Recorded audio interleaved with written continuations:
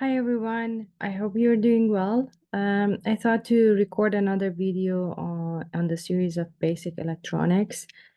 Today I'm going to talk about diode clipping circuits.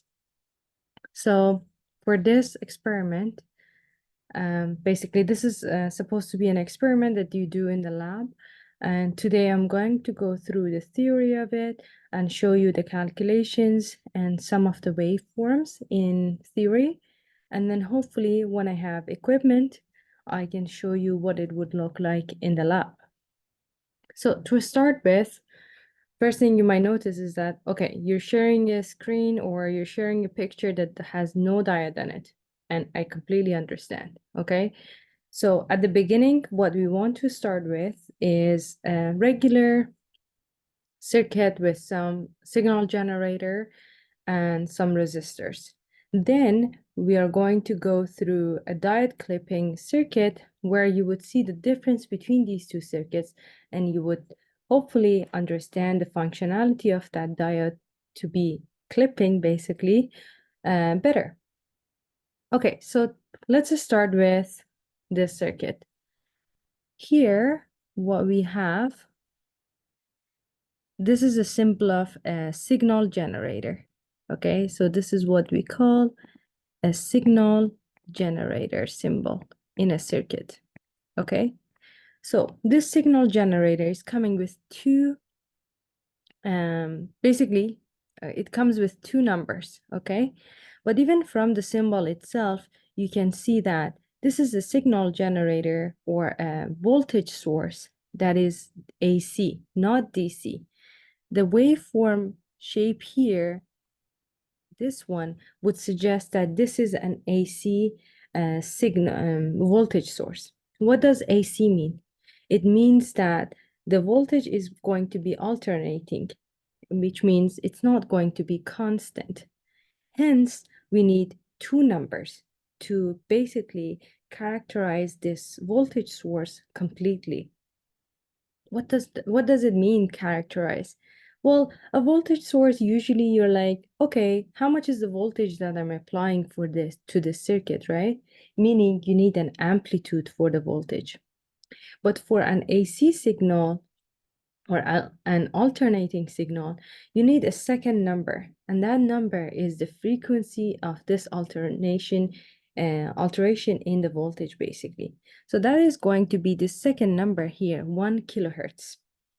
1 kilohertz is going to suggest that the voltage is going to be changing every millisecond, basically. Or what does that mean? So for example, if I want to plot this voltage source here, I always like to go back to very basics so that I'm not assuming anything about your knowledge, and make sure that you understand every step of the way. Okay, so a voltage source, this looks like a sinusoidal wave, and it is suggested in the description as well. This is a sine wave at the frequency of 1 kilohertz with no DC offset. What does DC offset means? It means that the sent signal is going to be changing around 0 DC, meaning you would only have a sinusoidal wave. So this is the look of a sinusoidal wave. Now, how do we know those two values? Or what are those two values that are characterizing or describing? Well, the 6-volt peak to peak, the VPP means V peak to peak. That means this voltage is going to be from here to here, it's going to be 6 volt, meaning that 3 volt positive, 3 volt negative, exactly. Because our signal has 0 DC offset. And then the second thing is that the frequency is 1 kilohertz. What we have, the reverse of a frequency, you can think of it is the period of the signal that is repeating. If the frequency is 1 kilohertz, That means 1 over 1 kilohertz is going to be, kilohertz is 1000, and 1 over hertz is a second. So this is going to be 1 millisecond. This means that the period of this signal from here to here is going to be 1 millisecond.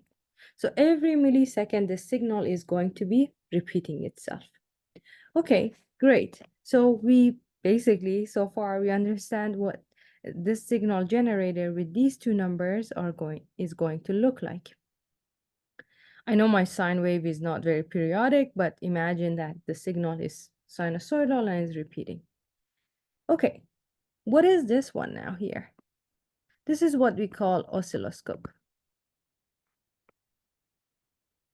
Okay, an oscilloscope with two channels, this is channel 2, this is channel 1, helps us to look at the signals in time domain. This is exactly what I plotted for you here. What does looking at time domain mean? Meaning it means that you can look at the signal amplitude over time. This is V. Oops. This is, let's say, amplitude, and the unit is voltage, and this is time. So, okay. So if you look at channel 1 is connected to here. This is a basic circuit, right? The voltage at channel 1, because here we have only wire, this is the same voltage. So the voltage at R1 is exactly going to be equal to our Vs, because we are going from ground to this node here. This node is common between VR1 and Vs. So VR1 is equal to Vs. So what channel 1 is going to show us is exactly this sinusoidal wave. So I'm going to plot two time domain here, time axes. I'm going to call one of them channel 1, the other one channel 2, and amplitude is here, voltage. So this is channel 1, this is channel 2. So far, we know that since VR1 is exactly equal to Vs, and we extensively talked about what Vs is going to look like, we know channel 1, if we look at the oscilloscope, it's going to look like a sinusoidal wave that is going to plus 3 volt to minus 3 volt. Okay? Now let's look at what channel 2 is showing. Channel 2, the fact that the probe of channel 2 is going to node of RL, and the other side of it is going to the ground, so much so as RL. So V of channel 2, or the voltage at channel 2, is going to be exactly, V channel 2 is going to be exactly equal to VRL, or V at the resistor load. Now, how much is VRL? We know that Vs is equal to VR1, but VRL is not exactly equal to Vs. In fact, if you look at it, Vs is the voltage that is going to be the summation of VR2 and VRL, right? So basically, in order to find VRL, all we need to do is apply a voltage divider formula. How does a voltage divider look like? It means that VRL is going to be RL over RL plus R2 multiplied by the summation of their voltages, which is equal to Vs. Okay, since RL is 100 kilo, and again we have RL here plus 1 kilo ohm multiplied by 6 VPP.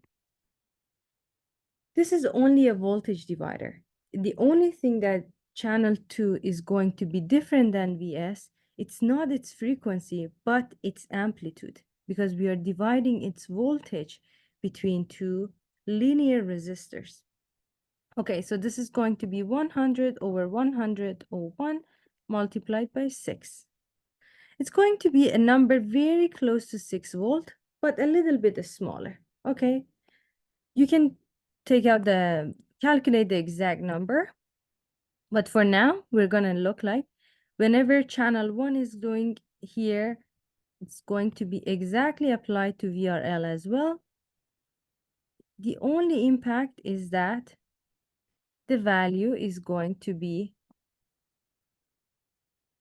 not 3 volt, but 3 volt multiplied by 100 over 101.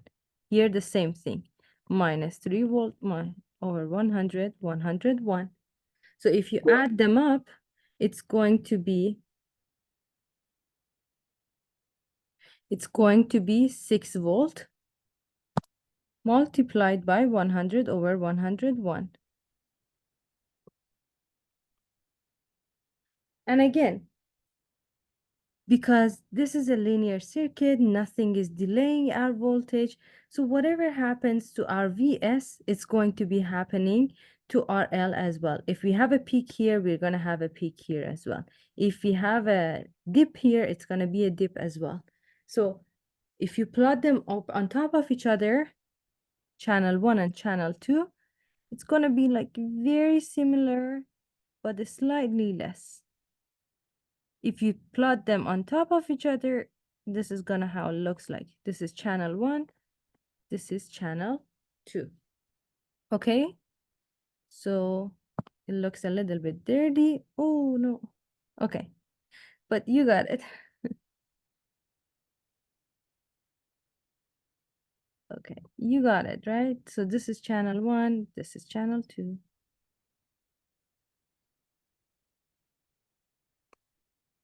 Channel 2. And this should be exactly looking like this. This is a sinusoidal wave. Okay, perfect. I hope you got this point. If not, try to review it. Okay, now we're gonna go to the main part of this session, basically. Right now, we're gonna put a diode on top of RL, okay? And then we're gonna look at the voltage of RL again. This is a general purpose diode. The number is 1N914, okay? And then so far, we have the same signal generator here. We have the same oscilloscopes. We have the same channels.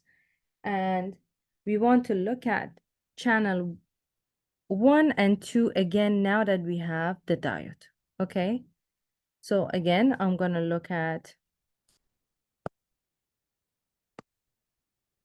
I'm going to have 2 axes here. Time axis. One of them is for channel 1 and the other one is for channel 2. Okay, and these are the 0 values. Okay, 0 value here, 0 value here.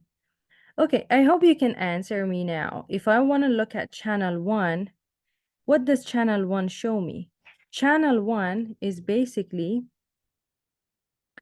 channel 1, what is showing me is basically VS again. Nothing has changed there. And then we know that VS is basically a sinusoidal wave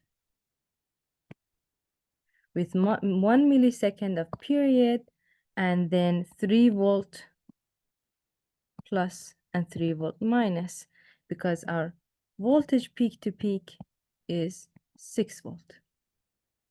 Okay, now let's look at channel 2 again. Channel 2 is right here. This is channel 2. Channel 2 is the voltage at RL. This RL, the voltage at RL, is exactly the same as the voltage of the diode. Okay? Now, what would happen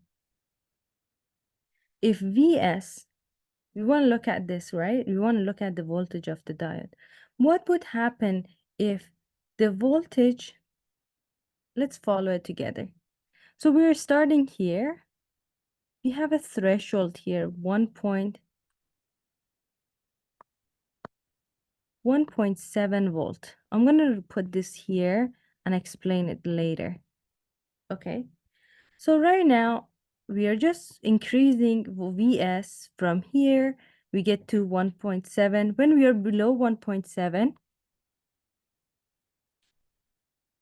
right now, let's say this is 1.7 volt. Here is 1.7 volt, and here we have almost 1.7 volt. Again, this is because the, yeah, this is 1.7 volt, and here we almost have the same voltage here, right? Because imagine, think of it this way. When the voltage is below the 1.7 volt, the diode is off, okay? It's as if it doesn't exist there, right? You know that a diode, how it looks like is going to be, if you look at the characteristic of a diode, you might want to review that. But what a diode is doing is that if we have, let me just explain it here. This is a diode, right? If we have positive voltage here, negative voltage here, let's call this VD, V of the diode, okay? VD, if VD is more than 1.7 volt, the diode becomes on, or it turns on, and VD becomes constant as 1.7 volt. This is what happens when the diode is turned on, right? If VD is less than 1.7 volt, VD is basically, let me just apply another VS, for example. Let's say we're applying to, it's actually better this way. Let's say we are applying a VS. I'm sorry, I hope you're not hearing my cat, but if we are applying VS that is more than 1.7 volt, then the diode turns on, the voltage of the two sides of the VD becomes equal to 1.7 volt. This is almost equal as well, right? Now, if the voltage that is being applied to the two sides of VD, please pay attention to the polarization, plus here, minus here, is less than 1.7 volt, then VD is equal to VS. And the diode is off, okay? Now we're going to use this characteristic of the diode to understand what would happen if the voltage of the channel 1 is going to follow this pattern, this sinusoidal pattern, right? So if VD is, sorry, if VS is moving up and it's getting close to 0.7 volt, the diode is still off. The voltage at the diode is going to be equal to exactly what we are applying to 0.7 volt, okay? Now, if this starts going higher, now slightly higher because we have a voltage divider here, but if it starts going higher now, what would happen? If it starts going higher, now the diode is becoming on and it wants to keep its voltage as constant of 0.7 volt.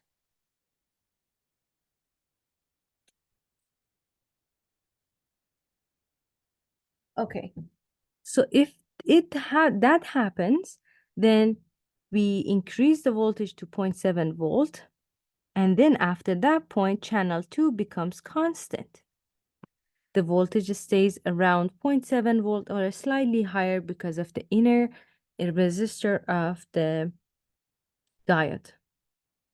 So no matter how much the voltage goes up from 0.7 volt, it doesn't matter to us because the voltage is kept constant as 0.7 volt, basically. It's because of the diode. Okay? So we're going higher, higher, higher. Just follow this cursor. We're going higher, higher, and doesn't matter to us because we're higher than the voltage of the diode is on.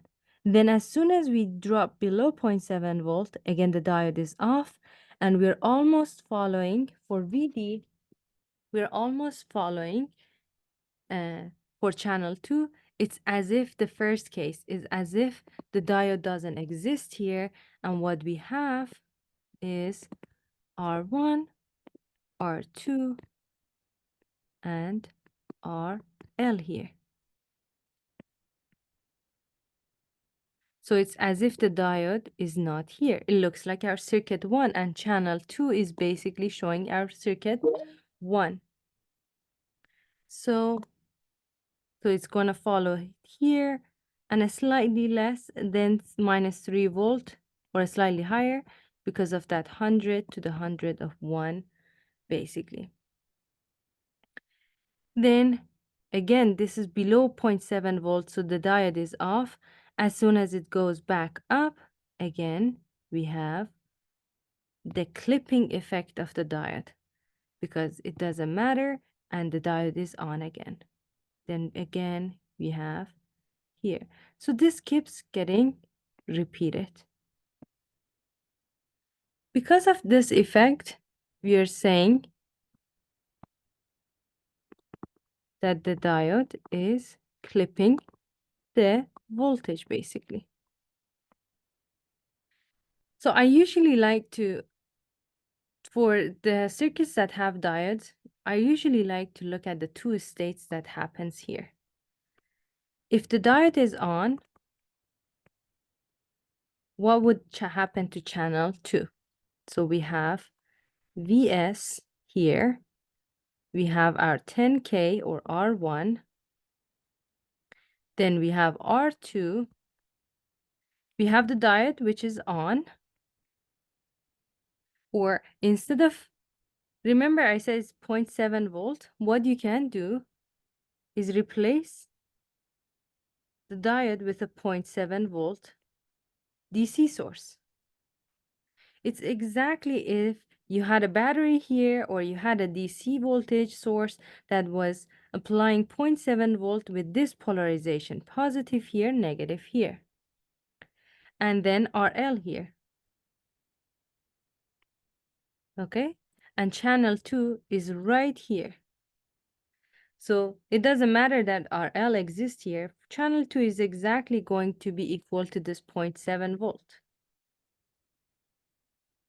So you can say that when the diode is on in this polarization, which is when the voltage applied to it is more than the threshold to turn it on, you can say it's as if you have a battery that is equal to that threshold voltage, positive here, negative here.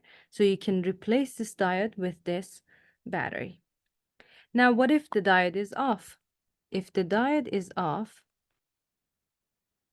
meaning that you have a Vs, or by Vs, I mean here, this Vs and this Vs are different. Let's call it V applied, for example.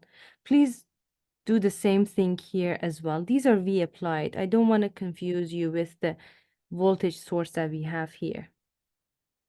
So if the V applied here is less than 0.7 volt, then the diode is off. It looks like an open circuit. This is what the diode would look like. Open circuit. And in open circuit, you know that VD, or the voltage at the diode, is exactly to the applied voltage. It's not zero. Remember, open circuit doesn't have a zero voltage. It has whatever that was applied to it. Okay.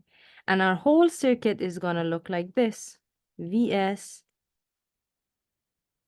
R1, R2, RL. And again, here we have nothing. So this is our channel 2.